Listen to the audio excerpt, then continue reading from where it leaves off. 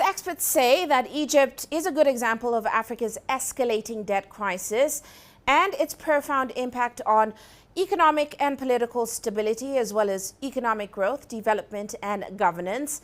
According to the African Development Bank, the continent's total external debt rose from $1.12 trillion in 2022 to $1.15 trillion by the end of last year.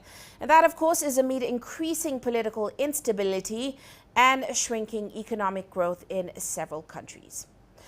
Well, let's delve further into all of this and, of course, Africa's growing debt crisis with Dr. Abla Abdellatif.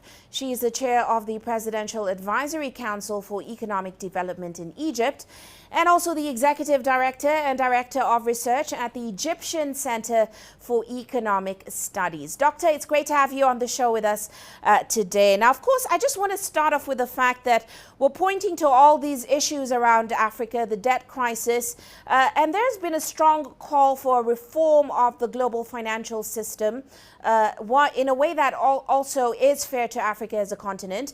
The World Bank is currently having its annual meetings. They kicked off today. What's your take or what's your expectation on the discussions around this at this year's meeting? Thank you very much for having me. And definitely there needs to be a change in the international financial architecture. I don't think that the meetings are going to make major changes in the situation to the benefit of Africa or to the rest of the South, because at this point, the international financial architecture is focusing on self-correction. The World Bank is making some internal changes to make things a bit better, to make loans more appealing, better conditions for countries in the South. But that's not enough, because making the loans with better conditions means reducing the power of the ones who have the votes. All the votes in the World Bank and the IMF are controlled by the northern countries.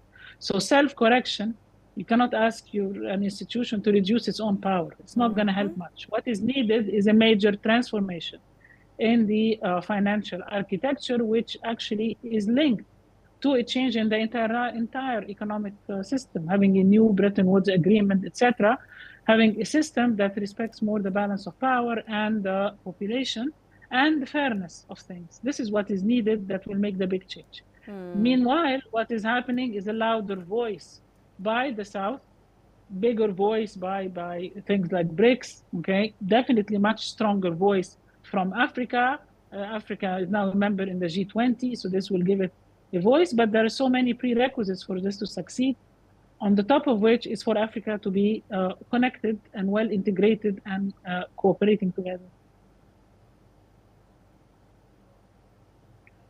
Well, in the meantime, Doctor, the debt crisis continues to worsen across the continent. And I'd like to get a sense of your take in how you think this growing debt crisis in Africa is influencing political instability across the continent. Well, absolutely. Of course, the increasing debt means pressure on the government to pay the debt, okay, and therefore cut its expenditure on more important things for development, like education, like health, like infrastructure.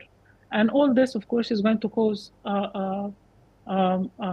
conflicts and social problems which already exist. So the increase in debt is definitely going to be a serious problem. Notice that agreements with the IMF to try and reduce the problem do not help very much, because the IMF is focused on, again, paying the debt. Everyone is looking at the debt as if that stands in isolation of the economic system, okay? When actually debt is part of the full economic system, and you cannot just set development aside and just focus only on paying the debt. And this is the situation where all countries, African countries, are caught, okay?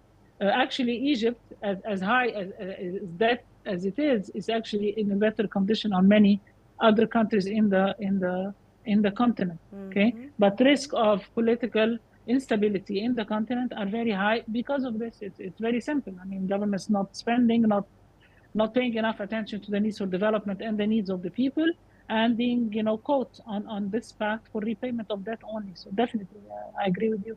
Well, a question that many raise is, what are the alternatives for Africa? Because realistically, Africa does need this financing, does need these loans from the IMF and the World Bank. What's your take?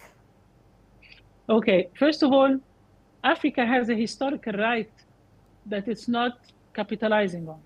Okay, if you just give you a small example, when you talk about the climate situation, Africa contributes no more than 3% of the climate problem in the world. Okay, 20 countries, 20 big countries in the world are responsible for the entire mess, and yet Africa is the one that's facing the floods, the desertification, the shortage of water, etc., etc., etc.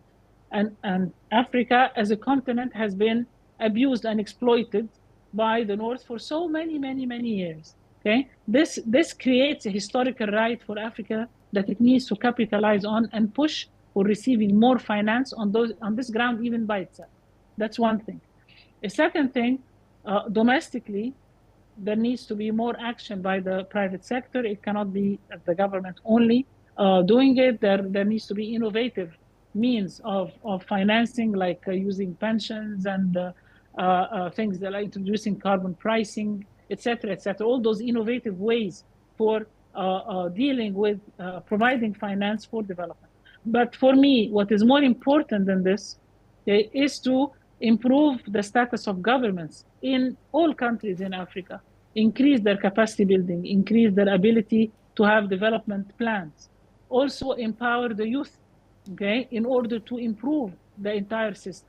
Okay, because that cannot be seen again in isolation of the entire economic system. And fixing the economic system in the developing countries, in each country in Africa, calls for stronger governments, better capable, putting proper development plans, okay, with good projects. This is going to facilitate their access to finance. Plus, of course, seeking finance from non-legacy, let's put it this way, MDBs, okay, all the new ones that are associated with BRICS and others, the ones that are working on the South alone.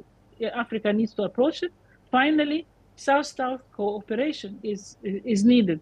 Cooperation within Africa between the North and the South of Africa, and also cooperation with other developing countries. All of this can help finance and alternative ways.